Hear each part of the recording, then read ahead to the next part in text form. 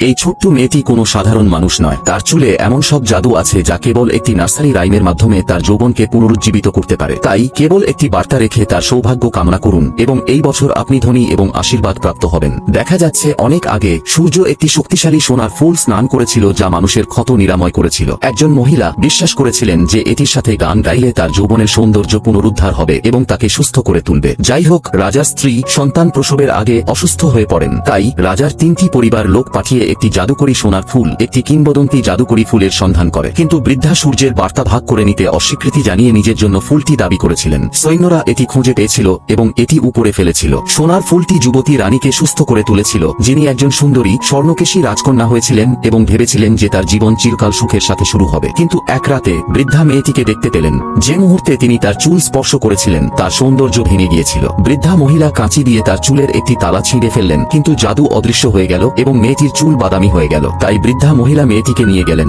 সে দৃষ্টির আড়ালে অদৃশ্য হয়ে গেল, একটি বনে লুকিয়ে রইল, বাইরে যেতে নিষেধ। রাজা 18 বছর ধরে তাকে খুঁজছিলেন কিন্তু তাকে খুঁজে পাননি। প্রতি বছর রাজকন্যার জন্মদিনে তারা উড়ন্ত ঈগলটিকে ছেড়ে দিতেন। 1 দশকেরও বেশি সময় ধরে মেয়েটি কখনো ঘর থেকে বের হতো না এবং জাদুটি অদৃশ্য হয়ে যাওয়া রোধ করার জন্য সে কখনো তার চুল কাটত না। লে জিয়াং এর দৈনন্দিন কাজ ছিল পরিষ্কার করা, পড়া, ছবি আঁকা, গিটার বাজানো, রান্না করা এবং তারপর তার মা বাড়ি ফিরে আসার জন্য অপেক্ষা করা। সে তার লম্বা চুল নামিয়ে দিত, তার মাকে লিফটে উঠতে দিত এবং অবশেষে পৃথিবীতে বেরিয়ে যেত। একদিন সে সত্যিই বাড়ি থেকে দূরে ছিল, সেই টাওয়ারে লেখালেখি করত যেটা সে কখনো ছেড়ে যায়নি। সে সেখানে তার সময়টা খুব উপভোগ করত, এমনকি তার প্রিন্স চার্মিং এর সাথেও দেখা করত। তারা প্রথম দেখাতেই প্রেমে পড়ে যায় এবং লে জিয়াং আর ফিরে যেতে চায়নি। কিন্তু তার ভালো সময়গুলো বেশিক্ষণ স্থায়ী হয়নি। তার মা তাকে খুঁজে পেয়ে রেগে গিয়ে ঘরে আটকে রাখেন এবং আবার ঘর থেকে বের হতে নিষেধ করেন।